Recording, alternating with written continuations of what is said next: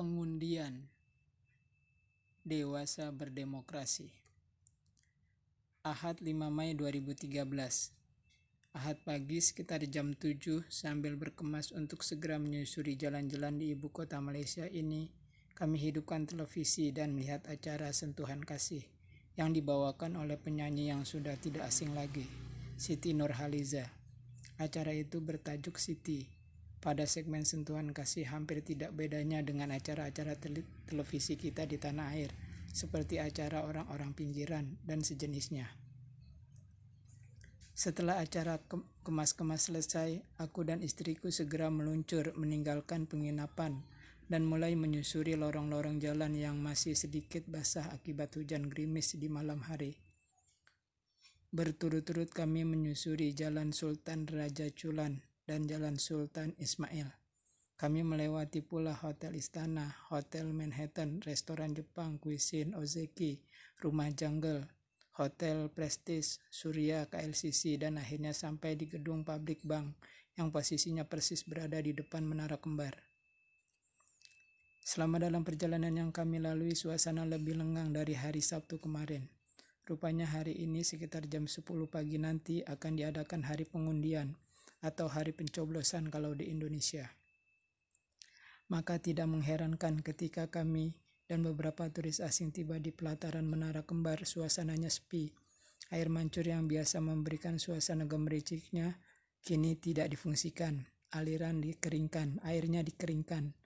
Meski begitu, semangat berpetualangan para turis asing tidak pernah mengendur. Ini terbukti dengan semakin banyaknya para turis asing yang mengambil gambar dan bercengkrama dengan keluarga dan kerabatnya di pelataran gedung yang menjadi ikon negeri jiran ini. Matahari yang sejak pagi tadi memancarkan sinarnya dengan lembut kini mulai terasa panas. Hingga jam 10 pagi kami masih berada di sekitaran Menara Kembar ini. Keringat mulai membasahi tubuh kami, terutama wajah dan tangan. Istriku sudah beberapa kali meneguk air yang dibawanya. Haus memang. Untunglah kami membawa 2 botol air aqua. Di Kuala Lumpur, khususnya di sekitar Menara Kembar ini, sudah 2 hari kami tak menjumpai pedagang asongan. Mungkin pengasong dilarang berkeliaran di tempat-tempat umum. Hal itu juga terjadi sepanjang jalan yang kami lalui. Tidak pernah dijumpai seorang pun pedagang asongan. Toko-toko dan warung-warung tidak ada yang menempel di pinggir jalan. Semua toko, rumah-rumah, dan sejenisnya harus berada di luar pedestrian yang juga sangat luas. Kalaupun ada, biasanya toko minuman dan makanan kecil, serta rokok, menempel dengan shelter bus. Itu pun dibuat permanen, bersih dan rapih, tidak ada kesan sembarangan, kotor dan semeraut. 3 hari di Kuala Lumpur, kami tak menjumpai ada genangan air di jalan-jalan raya. Padahal 3 hari di sana menjelang sore selalu hujan. Bahkan di hari pertama kami menjejakkan kaki di KL ini, hujan turun sangat deras disertai angin yang cukup kencang. Sistem pengairan di KL ini nampaknya begitu baik. Kami juga menyoroti keadaan sungainya yang bersih dari sampah. Di kiri kanan sungai dibuat beton yang cukup tinggi dari ketinggian air sungai. Area beton di kiri kanan sungai itu cukup lebar, sekitar 2-3 meteran. Bersih, bebas dari kotoran sedikit pun. Kalau pembaca ingin bukti, silakan melihat rekaman video perjalanan kami yang sudah beredar beberapa bulan yang lalu.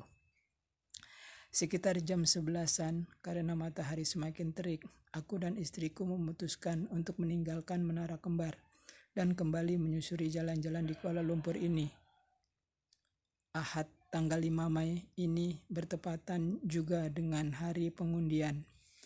Menarik, bahkan sangat menarik untuk diangkat ke permukaan. Bagaimana negara jiran ini menyelenggarakan pesta demokrasinya. Kami ingat ketika itu Jumat tanggal 3 Mei saat bus membawa kami dari airport Kuala Lumpur menuju ke LCC melalui perempatan atau pertigaan jalan, kami menemui sekumpulan orang yang berdiri sambil mengibarkan bendera. Dengan jumlah mereka tak lebih dari 20-an orang. Ini hari kedua menjelang pencoblosan, artinya Malaysia tidak mengenal minggu tenang. Dan atribut partai sampai masa pengundian atau pencoblosan tidak dibersihkan, bahkan dibiarkan tetap terpasang. Suasana pemilu benar-benar menyatu, dan yang lebih menarik lagi, di hari pencoblosan itu juga dibolehkan berpawai dengan kendaraan bermotor lengkap dengan atribut partai yang didukungnya.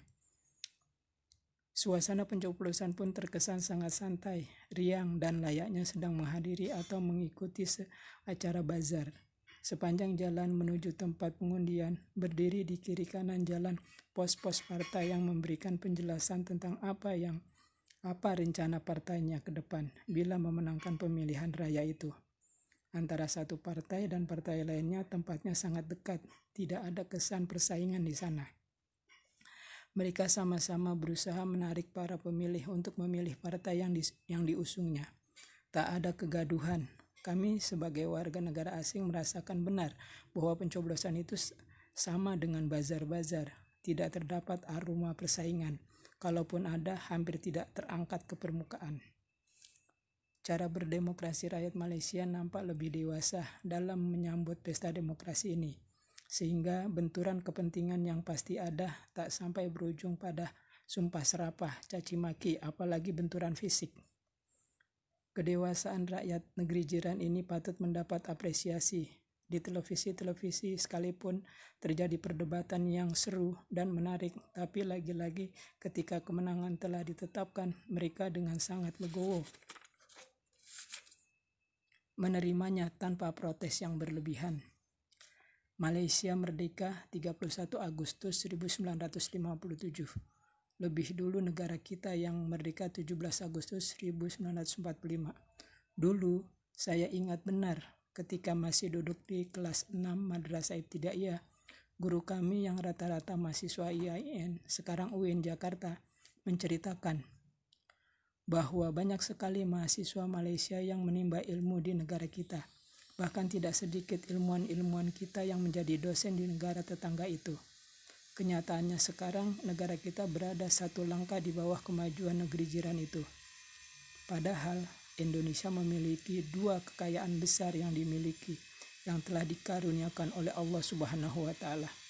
Pertama, kekayaan alamnya, bumi dan lautannya begitu kaya akan hasil tambang, dan lautnya kaya dengan berbagai biotanya yang memiliki nilai ekonomi tinggi. Kita cuma tinggal mengeksplorasinya saja. Alam Indonesia yang kaya seperti yang pernah digambarkan oleh Kus Plus dalam bait lagu yang berjudul Kolam Susu. Kedua adalah sumber daya manusia. Kita memiliki sumber daya manusia yang berkelimpahan, bahkan sangat banyaknya sumber daya kita itu. Kita mampu mengirim tenaga kerja kita ke berbagai negara di belahan bumi ini. Dua kekuatan besar itulah yang telah dianugerahkan Allah kepada bangsa yang besar ini.